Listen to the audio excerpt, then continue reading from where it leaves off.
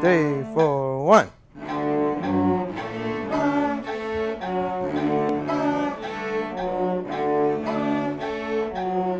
I think that my brain is moving and it's like relaxed. This toy that I have at home, that it's like a ball and it closes and it opens. I think it might move a bit. I think that actually shows some deep insight. John Everson is a research scientist at UC San Diego. And here's the visual cortex. Even when you're just listening to music, your brain is not just sort of passively recording what comes in, it's actually actively engaging with the sound. He and the San Diego Youth Symphony just wrapped up a 5-year study on the brains of kids who play music, like those ones you heard from at Kellogg Elementary School in Chula Vista.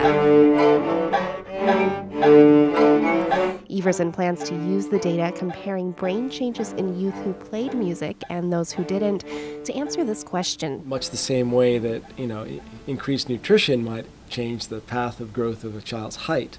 Are there certain activities such as music or other things that might change the trajectory of growth of the brain?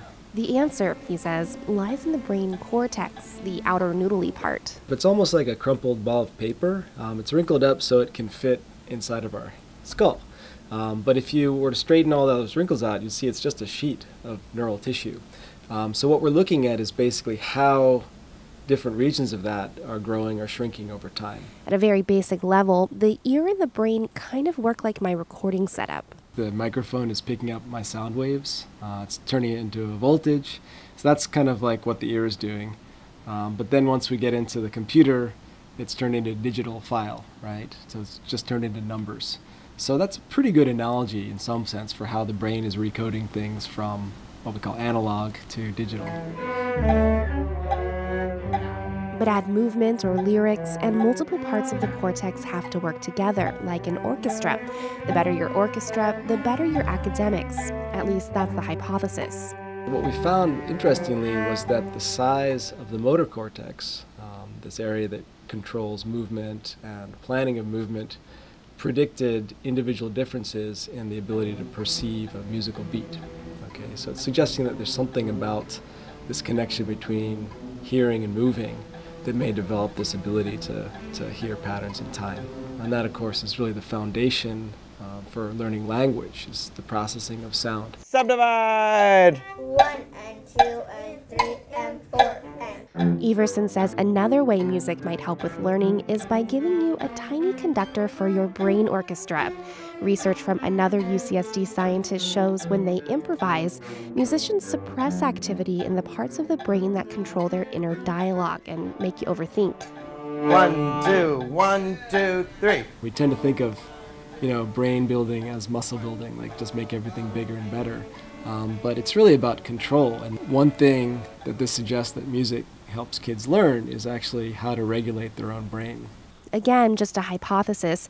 Everson is still in the beginning phases of data analysis. Can we start and see? But my research, albeit not peer-reviewed, seems to back him up. Music did change his life. Scales it is. Carol Medina's son, Anthony, has autism.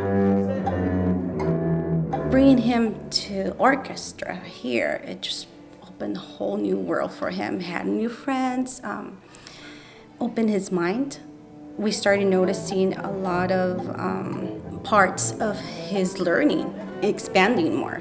I don't have 24. The 12-year-old caught up with his Kellogg Elementary classmates in reading, and he seems to have that tiny conductor helping him regulate his thoughts and emotions. It helps me when I have stress or more stuff. It's like a good feeling.